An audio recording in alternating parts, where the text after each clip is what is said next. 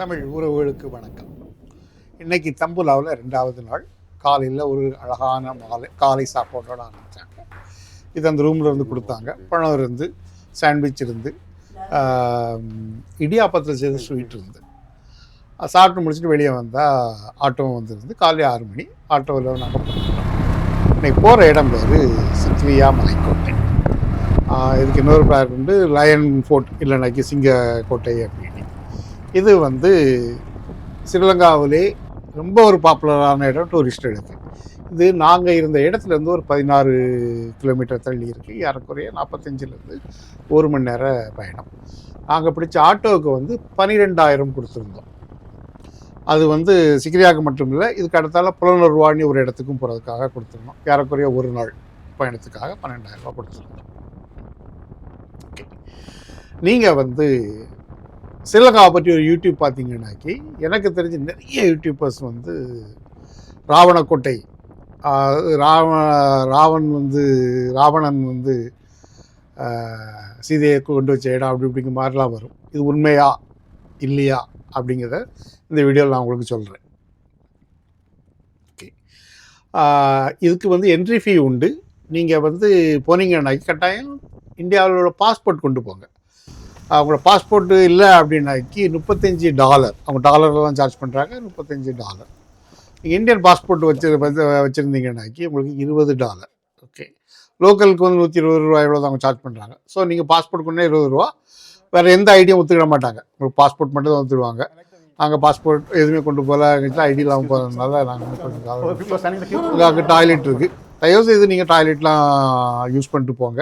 எனக்கு போகிற பாதையில் வேறு டாய்லெட் இல்லை, கொஞ்சம் தள்ளி இருக்குது, பட் போகிற பாதையில் இல்லை. நம்ம தண்ணி வச்சுக்கிடுங்க. காலையிலே போங்க. நாங்கள் 6 மணிக்கு எழுப்பி வந்தாலுமே இங்கே வரும்போது 7 மணி ஆயிடுச்சு. 7 மணிக்கே ஓரளவு சூரியன் வர ஆரம்பித்ததுனால ஓரளவு வெப்பம் அதிகரிச்சிட்டு நாங்கள் போகும்போதே நிறைய பேர் பார்த்துட்டு திரும்பி வராங்க. எவ்வளோக்கு எவ்வளோ சீக்கிரம் வாரீங்களோ அவ்வளோக்கு அளவு நல்லது உங்களுக்கு.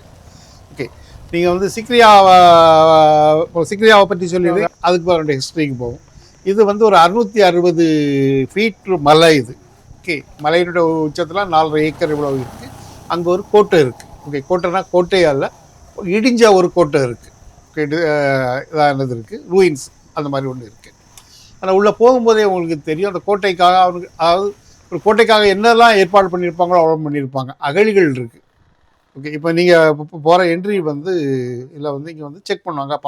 நீங்கள் ஏதாவது டிஸ்கவுண்ட் டிக்கெட் வாங்கியிருந்தீங்கன்னாக்கி அதனால் பாஸ்போர்ட் வச்சுடுங்க. நான் சில இந்தியன்ஸ் யூடியூப்பரை பார்த்துருக்கேன். அவங்க அதாவது நாங்கள் லோக்கலில் டிக்கெட் வாங்கிட்டு போனோம் அப்படி இப்படின்னா சொல்கிறாங்க. கவனமாக இருங்க, செக் பண்ணனா அசிங்கம். ஓகே, இதில் நான் சில யூடியூப்பரை பார்த்துருக்கேன். அவங்க அதை செய்ததையும் செய்துட்டு அதை பெருமையாக வேறு பேசியிருக்காங்க. ஏதோ சாதனை பண்ண மாதிரி தான் பேசுகிறாங்க. ஓகே, நீங்கள் ஏமாத்துனீங்கன்னா உங்களோட வச்சுடுங்க. தயவு செய்து யூடியூப்பில் நான் சொல்லி அவங்க அசிங்கப்படுத்தாதுங்க. ஓகே, இது அகழிகள், கம்ப்ளீட்டான அகழிகள். அதாவது இதில் தான் தாண்டி மேலே போகணும். ஓகே, இது பார்க்கும்போது ரொம்ப பிரம்மாண்டமாக ரொம்ப அழகாக இருக்குது.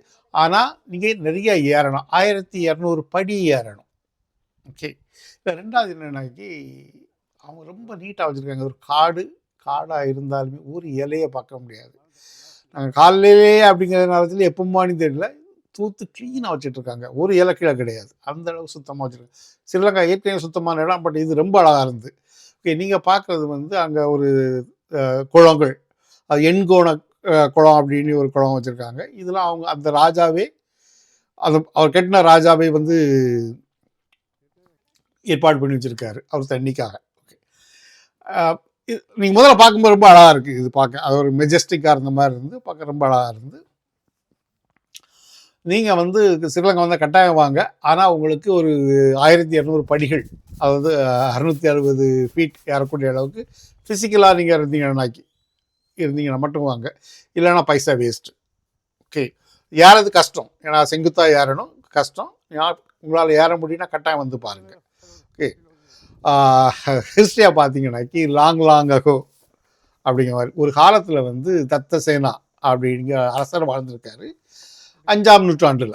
ஓகே, அவர் வாழ்ந்த காலம் 455 அரசாண்ட காலம் 455லேருந்து 43.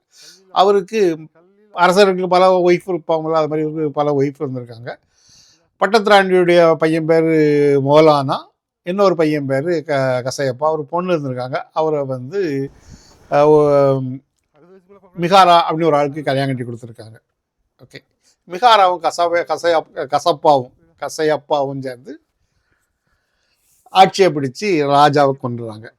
இதில் வந்து மொகலானா வந்து பாண்டிய நாட்டுக்கு தப்பி ஓடுறார், தமிழ்நாட்டுக்கு தப்பி ஓடிடுறார். இப்போ இவருக்கு வந்து ப்ராக்டிக்கலாக 2 பிரச்சனை இருக்குது. ஒன்று, அரசரை கொண்டதுனால மக்கள் லோக்கலாக புரட்சி பண்ணி இவரை கொலை பண்ணலாம். இல்லைன்னா தமிழ்நாட்டிலேருந்து அவர் அங்கே தமிழ்நாட்டுக்கு போனவர் வந்து படையோடு வரலாம். அதனால் அனுராதபுரம் தான் எங்களோட கேபிட்டலாக இருந்து. ஆனால் அனுராதபுரத்துலேருந்து இவர் வந்து என்ன பண்ணுறாருன்னா, இங்கே அவருடைய இது வந்து மலை மேலே அப்படிங்கிறதுனால ஒரு கேபிட்டலாக இருந்ததுனால இங்கே வந்து ஒரு மலைக்கு மேலே ஒரு கோட்டையை கட்டிட்டு செட்டில் ஆகிறார். இதுதான் ஹிஸ்ட்ரி. ஓகே, எனக்கு தெரிஞ்சு இங்கே வந்து ராவணன் கிடையாது, யாரும் கிடையாது. இதுதான் உள்ள ஹிஸ்ட்ரி. இல்லை இன்னொரு பிரச்சனை என்னன்னாக்கி, ஒரு மனுஷன் கட்டி வச்சுருக்கான், யாரோ கிட்டினதை யாருக்கோ பேர் போடுறாங்க. ஓகே, இப்போ நம்ம ஹிஸ்ட்ரிக்கு வருவோம். அதனால் என்ன ஆச்சுனாக்கா, அதுக்கு பிறகு இவர் இங்கே வந்து செட்டில் ஆகிறார். இதில் என்னன்னாக்கா, ஒரு அந்த காலத்தில் இப்படி ஒரு மலைக்கு மேலே ஒரு இதை கட்ட முடியுமா அப்படின்னு யோசிக்கக்கூடிய அளவில் அது இருக்குது. அவ்வளோ பிரம்மாண்டமாக அவர் கட்டியிருக்காங்க. போகிற பாதையில் நிறைய இடத்துல வந்து கல் படிகள் இருக்குது, சில இடங்களில் இரும்பு படிகள் இருக்குது, சில இடங்களில் வந்து கயிறு கொடுத்துருக்காங்க, சில கான்கிரீட் படிகளும் இருக்குது. ஓகே, ஆனால் எல்லாமே இது என்ன செங்குத்தாக இருக்கிறதுனால நீங்கள் ஏறும்போது கஷ்டப்பட்டு தான் ஏறணும். என் ஒய்ஃபு வந்து அங்கே 2 லெவல் இருக்குது. ஒரு இடத்துல தங்குறதுக்கு ஒரு லெவல் இருக்குது, அது மேலே ஒரு லெவல் இருக்குது. முதல் லெவல்லே என் ஒய்ஃபை நாள் முடியாது அப்படின்னு தங்கிட்டாங்க. நான் இப்போ வந்து 2வது லெவலில் பார்த்து போயிட்டுருக்கேன். ஆனால் மேலே ஏற கீழே பார்க்கும்போது அது உண்மையிலே ரொம்ப அழகாக இருக்குது. ஓகே, நம்ம சரித்திரத்துக்கு வரும். ஓகே, இது 2வது லெவல், அது ஏற்கனவே பேஸ். இதில் வந்து மெடிக்கல் கேம்ப்லாம் வச்சுருக்காங்க. அவங்க அது பெர்மனண்டாக வச்ச மாதிரி வச்சுருக்காங்க. அப்போ மெடிக்கல் கேம்ப் ஒரு இடத்துல வைக்கதான் இருந்தாக்கி அப்போ பார்த்துட்டுங்க அங்கே நிறையா ஆட்கள் வரக்கூடிய பிரச்சனை இருக்கக்கூடிய அளவு தான் இருக்கணும் அப்படிங்கிறது. இதில் வந்து பார்த்திங்கன்னா அந்த சிங்கத்துடைய கால்கள் பதிச்ச அந்த என்ட்ரன்ஸில் சிங்க கொகை, அதாவது சிங்க வாயில் அப்படிங்கிற மாதிரி கண்பதிச்சு ரொம்ப ரொம்ப அழகாக இருக்குது. ஓகே, நீங்கள் குடும்பத்தோட யாரும் வந்தீங்கன்னா கொஞ்சம் ரெஸ்ட் எடுத்துட்டு போகலாம். தண்ணி பாட்டில் கட்டாயம் கொண்டு வாங்க. எனக்கு வேறு தண்ணிலாம் கிடையாது, தண்ணி பாட்டில் வேறு கொண்டு வாங்க. நிறைய வெயிட்டு தூக்காதுக்கு எனக்கு ஏறணும். நான் இதில் கொஞ்சம் நேரம் இருந்துட்டு அது பிறகு வேலை ஏற ஆரம்பிச்சிட்டேன். போகும்போது ரியலி ஓகே, என்னுடைய வயதுக்கு எனக்கு நிறையா மூச்சு வாங்கிச்சு. ஓகே, இருந்தாலும் எப்படியும் நான் ஏறி சேர்ந்துட்டேன். இல்லை என்னன்னா இவர் ஒரு பயங்கரமான ஒரு இது கட்டி உட்கார்ந்துட்டுருக்காரு. உட்கார்ந்த பிறகு கொஞ்ச நாள் கழித்து அவருடைய சகோதரர் மொகலானா வந்து பாண்டிய நாட்டிலேருந்து படைகளை திரட்டி வந்து போருக்கு வராரு. போரில் இவர் தோக்கக்கூடிய சூழ்நிலை வந்துட்டோன்னா இவரை வெட்டிக்கிட்டு கொன்றதா இருக்குது. அதுக்கு பிறகு அவர் மொகலானா வந்து ஆட்சியை அனுராதபுரத்துக்கு கொண்டு போயிருந்தார். இதை வந்து புத்தகர்கள் கையில் கொடுத்துறதா தான் சரித்திரம் சொல்லுது. அதுக்கு பிறகு என்னன்னாக்கி 19th செஞ்சுரியில் வந்து பிரிட்டிஷ் வந்த பிறகு உங்களை ஒரு மேஜர் ஜொனாதன் ஃபோர்ப்ஸ் அப்படிங்கிறது தான் இதை கண்டுபிடிக்கிறாரு. ஓகே, இதுதான் என்னுடைய ஹிஸ்ட்ரி. இப்போ இது வந்து ஒரு டாப் டூரிஸ்ட் ஏரியா. இது இங்கே வரவங்க எல்லாருமே இங்கே வராங்க, ஃபாரினர்ஸ் நிறைய பேர் வராங்க. நீங்கள் லோக்கலில் மீடியாவில் பார்க்க முடியல. இப்போ நீங்கள் பார்க்குறது தான் என்னுடைய ட்ரோனுடைய வியூ இது. ஓகே, மேலே வந்து பெரிய கட்டிடங்கள் ஒன்றுமே இல்லை. ஓகே, எல்லாமே அதாவது 5வது செஞ்சுரினா பாருங்கள். லைக் இப்போ நம்ம வந்து 21st செஞ்சுரியில் இருக்கோமா. ஓகே, அப்போது அங்கே ஒன்றுமே லைக் இல்லை, இதாக இருக்குது. ஆனால் அங்கே எல்லாமே சுட்ட செங்கலால் அந்த நீங்கள் நாங்கள் மேலே வந்துட்டேன். மேலே மரங்கள்லாம் இருக்குது. அது எல்லாமே சுட்ட அந்த நீங்கள் சுவர்கள்லாம் பார்த்தாலும் சுட்ட செங்கல்களாலும் சுண்ணாம்புகளாலும் கட்டப்பட்டது இதுதான் இருக்குது. ஓகே, ஆனால் அவங்களுடைய அந்த பேசிக்கோட பிளான் எல்லாமே உங்களுக்கு புரியும், அந்த அளவுக்கு இருக்குது. ஆனாலும் அப்படி ஒரு ஏற முடியாத இடத்துல ஒரு மன்னன் வந்து ஒரு கோட்டையை கட்டியிருக்காங்க, 4.5 ஏக்கர் அளவுக்கு ஒரு கோட்டையை கட்டியிருக்காங்க. அதுவும் அந்த காலத்தில் எந்த டெக்னாலஜி, என்ன டெக்னாலஜி இருந்து நமக்கு தெரியாது. நம்ம வந்து டெக்னாலஜி இல்லைன்னு சொல்ல முடியாது, ஏதோ ஒரு டெக்னாலஜி வச்சுட்டு இருக்காங்க. அதை வச்சு தான் அவங்க தண்ணியெல்லாம் மேலே கொண்டு போயிருக்காங்க. ஓகே, குளம்லாம் இருக்குது, தண்ணிக்கு அவங்க குளம்லாம் வச்சுட்டு இருக்காங்க. ஸோ ஏதோ ஒரு டெக்னாலஜி வச்சு யூஸ் பண்ணியிருக்காங்க. அது இன்றைக்கி யாருக்குமே என்னன்னு தெரியாது என்ன பண்ணாங்கன்னு. ஆனாலும் அதை வந்து ஆச்சரியப்படக்கூடிய அளவில் தான் இருக்குது. அவங்கள பொறுத்தளவில் அது வந்து 7வது ஒண்டர், 8வது ஒண்டர் இதை சொல்கிறாங்க. ஓகே, 7வது 8வது ஒண்டர்லாம் அன்லிஸ்டட் ஒண்டர்ஸ், அதாவது உலக அதிசயங்களில் புதுசான அதிசயங்களில் இது பண்ணக்கூடிய அளவில் இருக்குது. கண்டிப்பாக பார்க்க வேண்டிய இடம். மேலே போனீங்கன்னா காற்று நெருங்கியாக இருக்கும். நான் வீடியோ போகிறதுக்கு முன்னாடி வீடியோ பார்த்தேன். ஒரு யூடியூப்பர் ஒரு டீச்சர் இருந்தார்.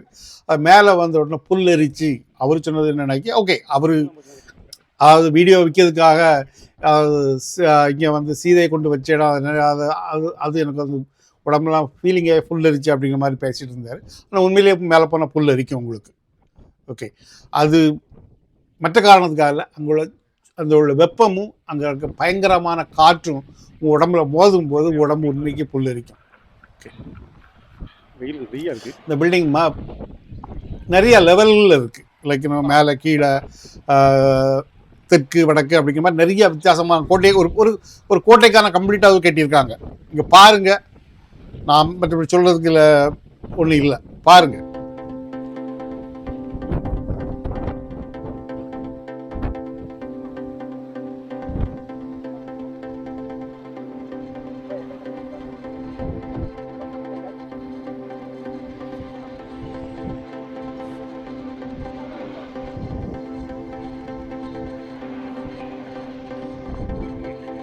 இது வந்து தெற்கு பகுதி மாளிகை, அதாவது சவுத் பேலஸ் காம்ப்ளெக்ஸ் அப்படிங்குது. ஓகே, இந்த பேரில் அவங்க தான் வச்சாங்களா அப்படிங்கல, இது அவங்க ஒரு டிவிஷன் மாதிரி கிரியேட் பண்ணி வச்சுருக்காங்க. இதை நிறைய மெயின்டெனன்ஸும் பண்ணுறாங்க.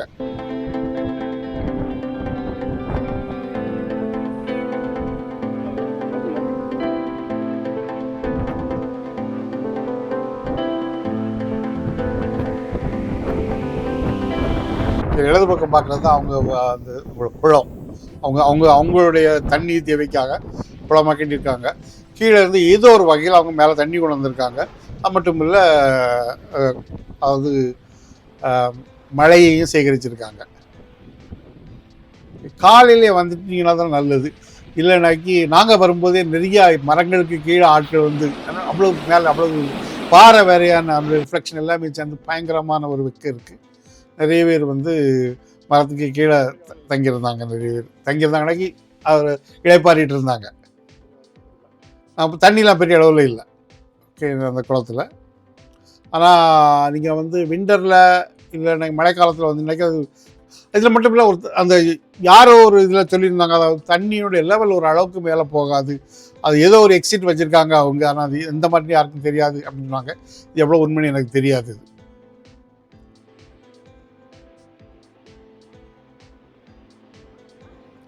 நான் வரும்போது அங்கே ஒரு அதாவது சென்னையிலேருந்து ஒரு இளம் தம்பதியாக இருந்திருந்தாங்க. அவங்கள பார்த்து பேசிகிட்டு இருந்தேன். இதுதான் தெற்கு பகுதி, அந்த மலையினுடைய தெற்கு பகுதி இது.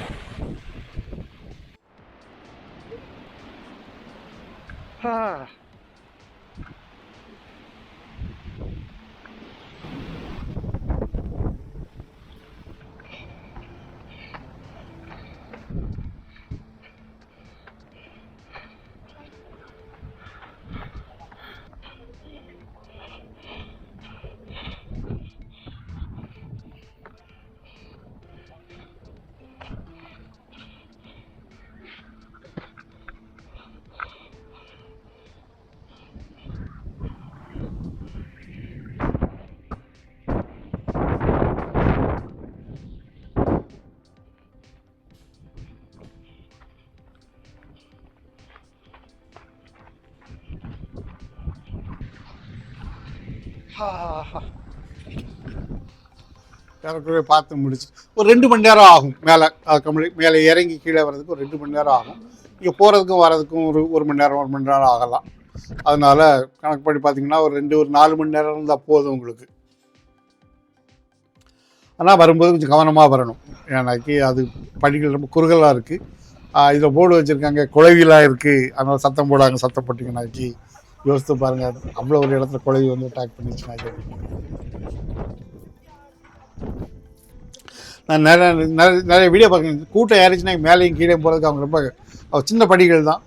யாருக்கு ஒரு ஆள் வந்து கொஞ்சம் சுகாதாரமாக இதாக ஈஸியாக போகலாம். 2 பேர் கஷ்டம் சில படிகள்லாம். ஓகே, இதில் என்னன்னாக்கி இங்கே வந்த பிறகு வந்து இடது பக்கம் வந்து அங்கே ஒரு சித்திரம், அதாவது ஒரு கண்ணாடி கல்லுலாம் இருக்குது அப்படிங்கிறாங்க. எனக்கு தெரியாது. ரெண்டாவது என்ன நினைக்க ஒய்ஃப் கிழந்து வரலை அப்படிங்கிறதுனால அதையும் நான் இப்போ அதாவது அவங்களையும் தடி போண்டியது ஆகிப்போச்சு. அதனால் அதை போய் பார்க்கல. நான் வந்தீங்கன்னா கட்டாயம் போய் பாருங்கள். இதில் இருந்து அது இடது பக்கம் போனீங்கன்னாக்கி அங்கே வந்து அங்குள்ள அவர் வரைஞ்ச அந்த காலத்தில் அவங்க வரைஞ்ச சித்திரங்கள், அது இயற்கையான பெயிண்டுகள்னால வச்ச சித்திரங்கள்லாம் இருக்குது அப்படின்னாங்க. கட்டாயம் பாருங்கள். நாங்கள் பார்த்து முடிச்சு வெளியே வந்தோம். வெளியே வந்தோடனே வழக்கம் போல் கடைகள்லாம் இருந்து இங்கே தான் ஜாமானை வாங்கலாம். நாங்கள் எதுவுமே வாங்கலை. இந்த இடத்துல அவங்க டாய்லெட்டும் வச்சுருக்காங்க, ரொம்ப நீட்டாக வச்சுருக்காங்க. வெளிநாட்டுக்கு தனி, அவங்க லோக்கலுக்கு தனி டாய்லெட் வச்சுருக்காங்க. அழகாக இருக்குது. உங்களுடைய நீங்கள் வண்டியை கொண்டு போயிருந்தீங்கன்னா இந்த இடத்துல தான் அவங்க பிக்கப் பண்ணுவாங்க. நீங்கள் விட்ட இடத்துல பிக்கப் பண்ண மாட்டாங்க. ஏன்னா இதுதான் அவங்களுடைய எக்ஸிட் பாயிண்ட். அதனால் இங்கே வந்துடுவாங்க. இந்த வீடியோவில் உள்ளது தான். உங்களுக்கு ஏதாவது கமெண்ட் இருந்தால் போடுங்க, இல்லைன்னா இன்னொரு வீடியோவில் பார்க்கலாம். பாய்.